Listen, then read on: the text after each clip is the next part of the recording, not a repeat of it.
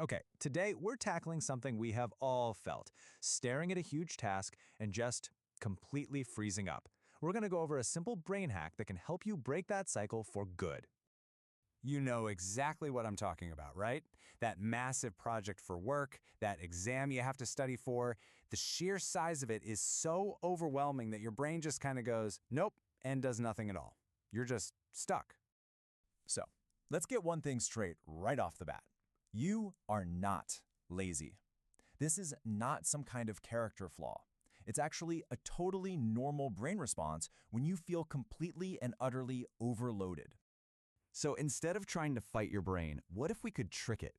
We're about to unpack a ridiculously simple method that lets you bypass that mental roadblock and just get started.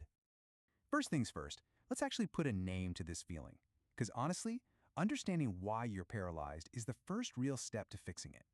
The official term for this is cognitive overload. Basically, when a task looks way too big or way too complex, your brain's self-preservation instinct kicks in, and its favorite defense mechanism? Simple avoidance. It's not a failure of willpower, it's just how we're wired. So, if that's the problem, how do we solve it? Well, we use a pretty clever solution that works with our brain's wiring, not against it. And it's called task decomposition. The whole idea is simple. You make the very first step so small, so completely non-threatening, that your brain's, uh-oh, this is too much alarm, doesn't even have a chance to go off. Now, the key here isn't to plan out the entire project all at once. No way. It's about finding just one tiny little action and focusing only on that. Once that's done, you find the next tiny action. This is how you build momentum, not from some grand, perfect plan, but from a series of small, easy wins.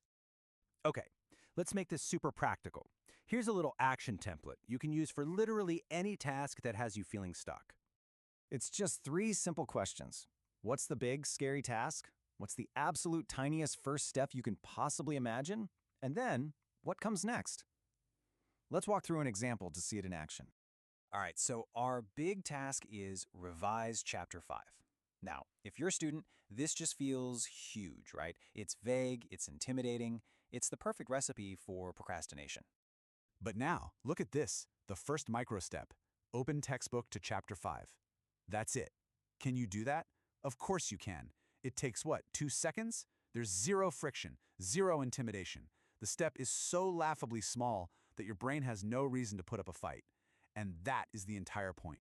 And here's the magic. Once the book is open, the hardest part is already over. You've started. Now you can decide on the next small step. Not revise the whole chapter, but just read and summarize the first 2 pages. All of a sudden, you're not procrastinating anymore. You're actually working. But what if your brain is extra stubborn? Let's talk about a few common roadblocks you might run into. So, you've broken down write the report into write the introduction. But even that feels like too much. What do you do now? The rule is simple. Just go smaller.